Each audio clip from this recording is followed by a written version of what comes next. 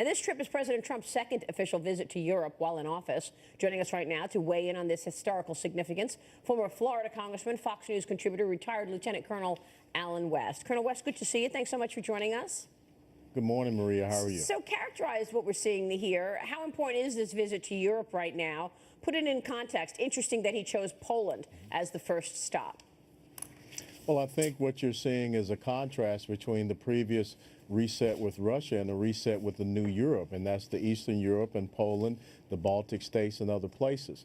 This is a place where we should probably be looking at extending our foreign policy, our relations, but most importantly, what you're going to see a lot of discussion with is about the oil and natural gas trade that we can get started going with.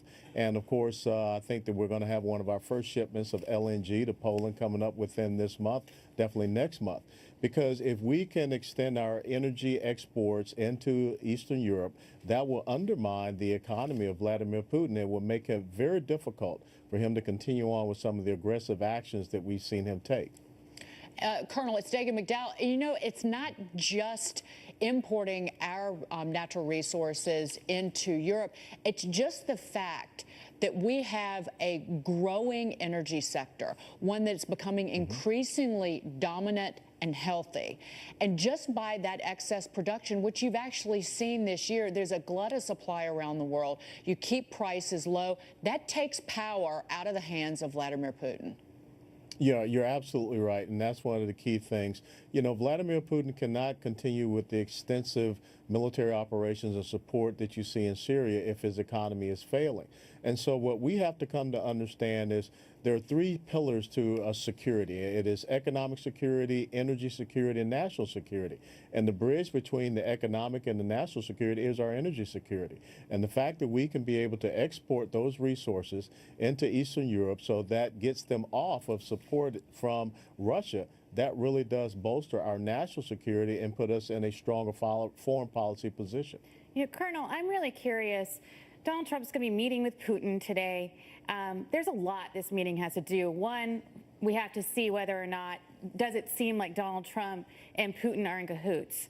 Two, can we expect to see that Russia and the U.S. will cooperate over the North Korea thing? Can we trust whatever it is that Russia promises, or is that just going to be farcical?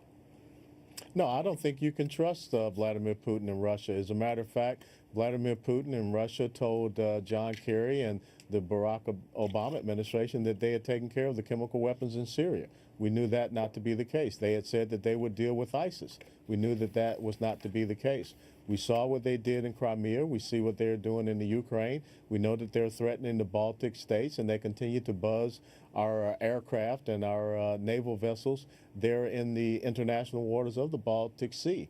So we cannot trust Vladimir Putin, so we need to operate from a position of strength.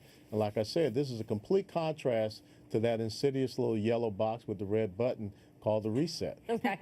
So what do you want to hear out of this conversation then? I mean, the war in Syria likely on the agenda when the president meets with Vladimir Putin on the sidelines of this meeting in Hamburg tomorrow. It comes as Secretary of State Rex Tillerson suggested that the administration is prepared to consider joint operations with Russia in Syria, including no-fly zones. Here's what Tillerson had to say about the relationship between the U.S. and Russia before departing for Germany last night. Listen to this, Colonel.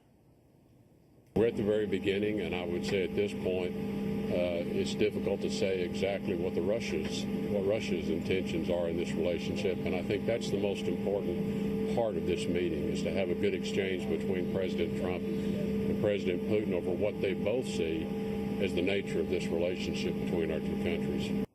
I mean, the Ukraine invasion has to be front and center, right? I mean, that has to be the one of the number one or two issues that the president brings up with Putin, right?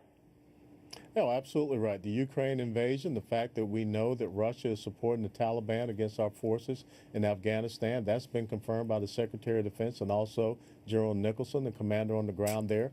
But the most important thing we need to say to Vladimir Putin is stop your support and your collusion with Iran, because Iran is the #1 state sponsor of terrorism in the world. Right. And if you want to have better relations with us, you need to cut off your relations with Iran. Heather? Colonel, you mentioned various types of security, and we know Trump is going to be tough on North Korea.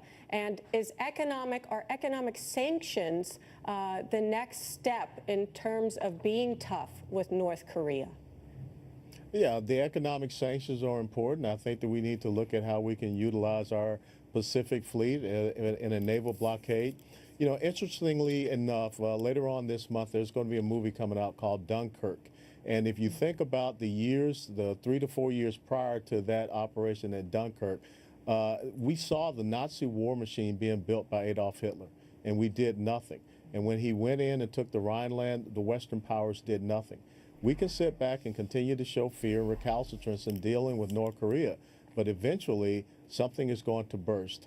This guy has fired off 83 missile tests since 2011, 17 missile tests just in these first few months of the Trump administration. That is more than what happened with his previous father and grandfather. Yeah, it's a great point, Lieutenant. Great to see you, sir. Thanks so much. My pleasure. We're watching that. Lieutenant Colonel Alan West joining us. Coming up next, third time.